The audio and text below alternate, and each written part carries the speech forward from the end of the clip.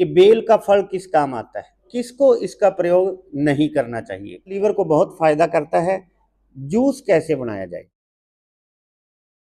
नमस्कार साथियों, मैं वैद्य गोविंद कंबोज आयुर्वेदिक सेवा सदन ऐलनाबाद एक नया वीडियो लेकर आपकी सेवा में हाजिर हूं। आज हम दोस्तों आपको बेल के फल के बारे में बताएंगे कि बेल का फल किस काम आता है। ये प्रकृति ने हमें एक गिफ्ट दिया है जो बहुत शानदार है। पहले बता दें कि ये बेल का जो फल देख रहे हैं आप, इसका बड़ा पेड़ होता है, बहुत सारे लोग जानते हैं, पूरे भारतवर्ष में होता है। और इस पेड़ की जड़ का छिलका भी काम में आता है और इस पेड़ के पत्र भी काम में आते हैं। और इसको हिंदी में बेल भी बोलते हैं, संस्कृत में इसका नाम बिल्व है और लैटिन में ईगल मार्मेलस इसका नाम है। और इसके अंदर जो गुण है वो लघु और रुक्ष, और इसमें रस कषाय और तिक्त होता है। इसका विपाक कटु होता है और ये कफ और वात शामक होता है। भारत के लगभग सब राज्यों में पाया जाता है। बिल्व यानी बेल का फल का प्रयोग भारत के प्राचीन सभी पुराने ग्रंथों में इसका जिक्र आता है। इस पर बहुत शोध हुआ है और इसके प्रयोग और गुणों के बारे में अगर डिटेल बताएंगे तो बहुत लंबी वीडियो बनानी पड़ेगी, लेकिन मैं थोड़े समय में ज़्यादा से ज़्यादा इसके गुणों को बताने की कोशिश करूंगा। इस फल को मुख्य तौर पे कफ वात शामक बताया गया है। आंतों के लिए ये एक बहुत जानदार फल है। आंतों को मजबूत बनाने के लिए, हाजमे को दुरुस्त करने के लिए इसका कोई सानी नहीं है। आधुनिक विज्ञान में जैसे Indian journal of experimental biology की रिसर्च भी ये कहती है इसमें फाइबर की मात्रा होती है और यह हुकवर्म का नाश करता है और आंतों में प्रोटेक्टिव का काम भी करता है। अब आते हैं इसका प्रयोग कैसे करें, कौन से मौसम में करें और किसको इसका प्रयोग नहीं करना चाहिए।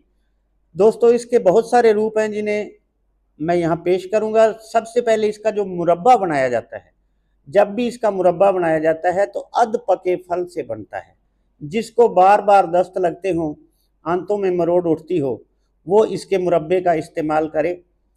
सुबह और शाम दोनों टाइम मुरब्बा खाया जा सकता है और लगभग हर मौसम में खाया जा सकता है। जिसको ज़्यादा कब्ज रहती हो वो इसके मुरब्बे का प्रयोग ना करे। दूसरे नंबर पे आता है इसका चूर्ण।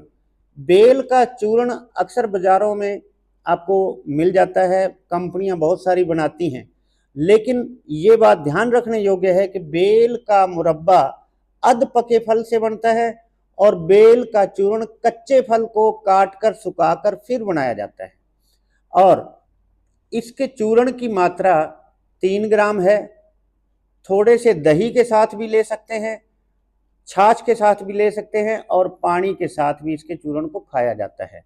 और दोस्तों, इसके चूर्ण का फायदा क्या है कि जब अचानक पेट खराब हो गया हो, जिनको बार बार दस्त लगते हो, मरोड़ उठती हो, आंतों में बार बार ऐंठन होती हो, तो वो इसका चूर्ण इसबगोल की भुरकी के साथ लंबे समय तक मिश्री मिलाकर भोजन से 1 घंटा पहले इस्तेमाल करें।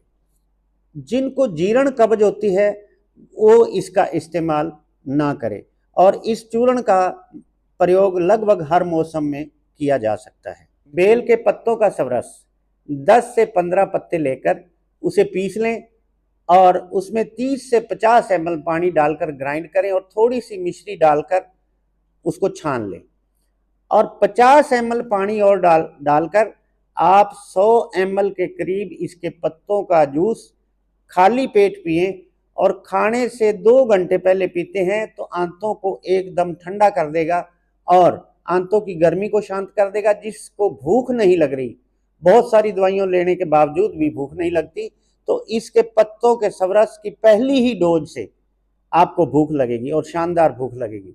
इसके पत्तों का सबरस लीवर को बहुत फायदा करता है। अब आते हैं इसका जूस कैसे बनाया जाए। दोस्तों, बेलगिरी का जूस अमूमन घरों में बनाया जाता है, लेकिन एक सावधानी रखें, इसको मिक्सी के अंदर ना बनाएं, अदरवाइज ये कड़वा बनेगा। तो आप क्या करें, बेल को तोड़कर इसका गुद्दा निकालें, गुद्दे में से बीज चुनकर अलग कर दें। बीजों को अलग करके फिर उसमें पानी डालकर कुछ टाइम रख दें, फ्रिज में भी रख सकते हैं। और जब आपने इसके जूस को पीना है, इसका 100 ग्राम गुद्दा लेकर उसमें कम से कम 500 ml पानी डालकर उसको हाथों से मथ कर अच्छी तरह छान लो और उसमें मिश्री डालकर पियो। ये आपके पीने में भी स्वादिष्ट होगा और गुणों में भी ये अति लाभदायक है। और इसका सेवन दोपहर के समय में करें और दिन में एक बार एक ही गिलास बेलगिरी का जूस पिए। और इसके गुण ये हैं कि आंतों के अंदर अल्सरेटिव कोलाइटिस हो और बार बार दस्त लगते हो, संग्रहणी हो और आंतों की बहुत सारी बीमारियां जो इसके जूस से केवल ठीक हो सकती हैं। तो बहुत सारे लोगों को हम अपनी चिकित्सा में ये बताते हैं, बहुत सारे इलाजों में हम इसका इस्तेमाल कर रहे हैं और इसके बहुत अच्छे रिजल्ट देखने को मिलते हैं।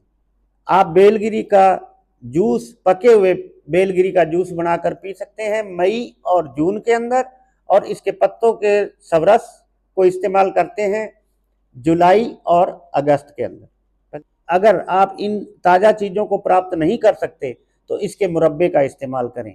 कब्ज के किसी भी व्यक्ति को इसका इस्तेमाल नहीं करना चाहिए। जिनको दस्त लगते हैं, बार बार मरोड़ उठती है, उनको इसका इस्तेमाल करना चाहिए और इसके फल का सवरस निकालकर उसमें मिश्री मिलाकर पीना चाहिए। बिना मिश्री के इसके फल का सवरस नहीं पीना चाहिए। तो दोस्तों, ये थे इस फल के फायदे। अगर आपको ये वीडियो अच्छा लगा हो तो आप इसे शेयर करें, कमेंट करें और हमारे वीडियो को ज़्यादा से ज़्यादा लोगों तक पहुंचाएं और हमारे चैनल को सब्सक्राइब करें। आप लोगों का बहुत बहुत धन्यवाद।